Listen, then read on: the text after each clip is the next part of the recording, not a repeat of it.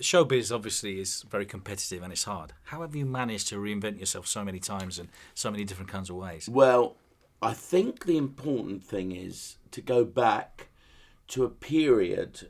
I became very famous in the 1980s because I became the first astrologer ever to appear on television regularly.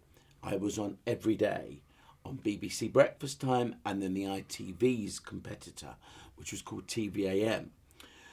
And I then went over to America and I was signed by Fox Television.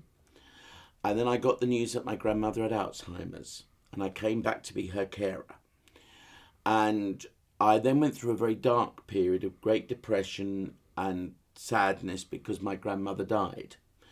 And when you've been a carer for someone and you get into a routine and you're looking after someone and that person disappears, then you don't know what to do with your own life. And it was a case of physician heal thyself. In other words, as an astrologer, I needed to look and find what was lacking in my life. And I realised I'd left showbiz behind, the music, the acting, the singing. And so what I did in 2009 was I went back to it. And I was very lucky to appear at the Stephen Joseph Theatre with a very famous playwright called Sir Alan Ayckbourn. I got wonderful reviews. I then went to the Brighton Festival and appeared in a great play by Paul Dowse, which won the Evening Standard One Act Play Award. And then I went more and more back into showbiz while still keeping astrology as a hobby. So what had happened was I was in showbiz, it was my profession, astrology was a hobby. Astrology took over, and then to get my balance back, which is what life is all about, getting a balance, astrology had to balance with the showbiz. The irony is the show that really helped me reinvent myself, Strictly Come Dancing, which in America is called Dancing with the Stars, ironically hosted by Tom Bergeron, who I launched the FX channel with in New York. And Strictly Come Dancing was just fuel to my soul and my spirit. And it enabled me to be me again. But every week they said, an astrologer to the stars, Russell Grant, which basically meant if I hadn't become famous as an astrologer, I wouldn't have done Strictly Come Dancing. That was such a success for me. I managed to reinvent myself, one could say, through the BBC and through my wonderful producer, Moira Ross, who understood me as a performer, and Flavia Cacace, who basically gave me routines that was, shall we say, razzmatazz. And from that, the world famous Sir Andrew Lloyd Webber rang me up and asked me to go back to the Palladium in the starring role of the Wizard of Oz. Amazing. And, you know, it's just one thing after another. And all of that really is true. I think the turning point for me, in fact, I know the turning point for me, I'd hit 27 stone in weight. And I had to get myself back into some form of fitness. I'm now about 15 and a half, 16 stone. So I've lost 11 stone. I've lost nearly half my body weight. It's amazing how depression can leave you in a very dark place where you don't care. So the reinvention came when I got it into my mind and psyched myself up that I had to change.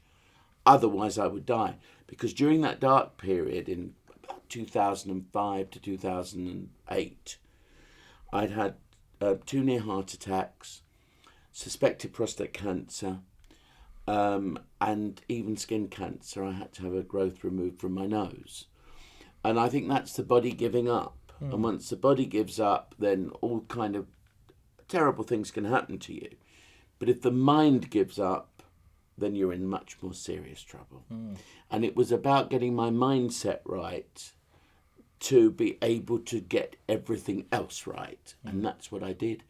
You've got to want to do something. If you don't really believe it or believe in yourself, then you won't do it. And January the 5th, 2009, I woke up one day and I couldn't walk. I was on a stick. And I thought, I've got to change myself. And that's what I did. Well, we've been discussing that a few times. with several people that I've interviewed, is about basically about inspiration and about inspiring people. But it really is down to limiting beliefs, isn't it? I mean, if you don't think that you can actually achieve something, or you can't You'll actually never do it. you'll never do it. You see, during the dark period that I was in, having lost both my grandmothers in a very short space of time, and my grandmothers were extremely important to me, and still remain very important to me.